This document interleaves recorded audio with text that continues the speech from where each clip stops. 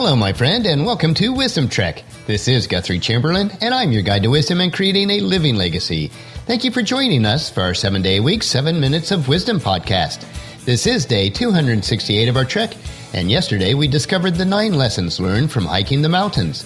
Today, and for the next couple days on our hike, we want to understand how life is like a seed.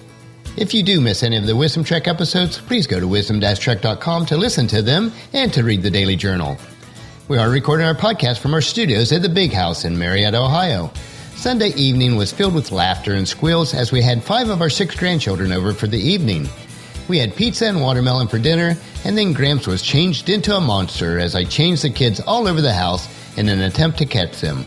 By the end of the evening, my throat and body were a bit sore from all the monster growling and being piled on by the kids as they tried to free the captured one. It was a great evening together.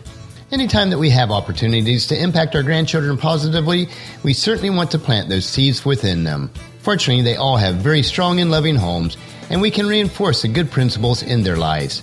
This is a very important part of living our legacy each day. As we consider planting those good seeds within our grandchildren's lives, on our hike today we want to begin a short series that will allow us to consider how life is like a seed. First, we want to see how God instructs us to learn spiritual principles from creation. Have you considered the example of the seed? Let's time travel forward a couple months and imagine that it is now springtime. The farmers are busy planting their fields. Gardeners are cleaning up their yards and preparing their gardens. They are taking the little seeds and placing them in the ground so that they will grow into beautiful flowers or fruitful plants. There's nothing quite like a fresh bouquet of flowers or the taste of fresh garden vegetables from your own garden. For myself, growing up on a farm, our primary crop was apples from the 40 acres of apple trees that we had in our orchard. But we also had a very large vegetable and flower garden that we all worked in. Regardless if the plant was an apple tree, a cornstalk, or a hollyhock flower, each one started as a seed of the same kind of plant.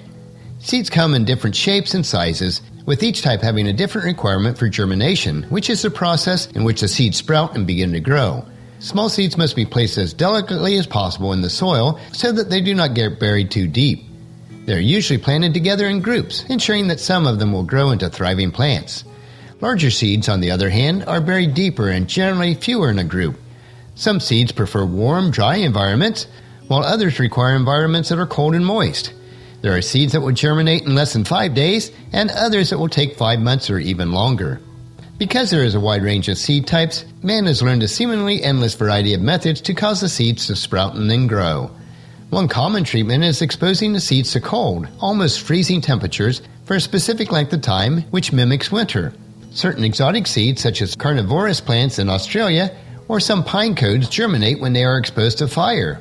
Some seeds germinate when they are immersed in water. Others, such as the cyclamen, germinate when they are kept in the dark for a certain period of time. Hard-shell seeds must be scarred or cracked, and some seeds just sit dormant for several years before something triggers them to germinate. As you will come to see in this series, the seeds have many spiritual parallels to God's work in our Christian lives. Following the teachings of Jesus when he shared the message of the end times in Mark chapter 13, verses 28 and 29. Now learn the lesson from the fig tree. When its branches bud and its leaves begin to sprout, you know that the summer is near. In the same way, when you see all these things taking place, you know that his return is very near, right at the door. Let's learn a lesson here and learn the example of the seed. So what is a seed?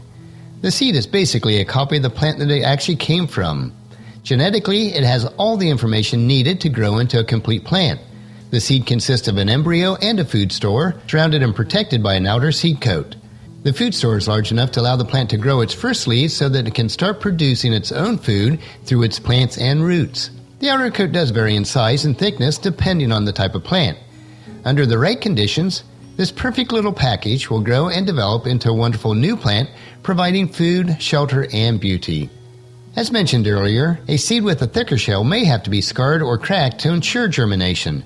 In addition, some seed embryos are not fully developed for germination. In such cases, the seeds need to go through a waiting or curing period before they are ready to germinate. One universal truth from every plant that grows from a seed is that the original seed must die or be destroyed in the process of the birth and growth of the new plant. In the same manner, for God's salvation to grow through his disciples, the original seed, which is Jesus Christ, had to die. And this is taught by Jesus in John chapter 12, verses 23 through 26. Jesus replied, "Now the time has come for the Son of Man to enter his glory. I will tell you the truth. Unless a kernel of wheat is planted into the soil and dies, it remains alone. But its death will produce many new kernels, a plentiful harvest of new lives. Those who love their life in this world will lose it. Those who care nothing for their lives in this world will keep it for eternity.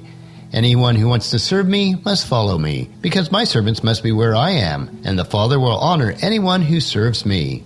In our first of 3 lessons on how life is like a seed, we considered the example of the seed, what the seed is made of, and that to produce fruit the seed must die to itself. Tomorrow we will explore the 5 basic conditions that every seed needs in order to grow. So encourage your family and friends to join us and then come along with us tomorrow for another day of Wisdom Trek, Creating a Legacy. That will finish our podcast for today. Just as you enjoy these daily doses of wisdom, please subscribe to Wisdom Trek so that it will be downloaded to you each day, and share Wisdom Trek with your family and friends through email, Facebook, Twitter, or in person so they can come along with us each day also. The journal for today's trek can be found at wisdom-trek.com. Thank you so much for allowing me to be your guide, your mentor, but most importantly, your friend, as I serve you through the Wisdom Trek podcast and journal each day. As we take this trek together, let us always live abundantly, love unconditionally, listen intentionally, learn continuously, lend to others generously, lead with integrity, and leave a living legacy each day. This is Guthrie Chamberlain reminding you to keep moving forward, enjoy your journey, and then create a great day every day. See you tomorrow.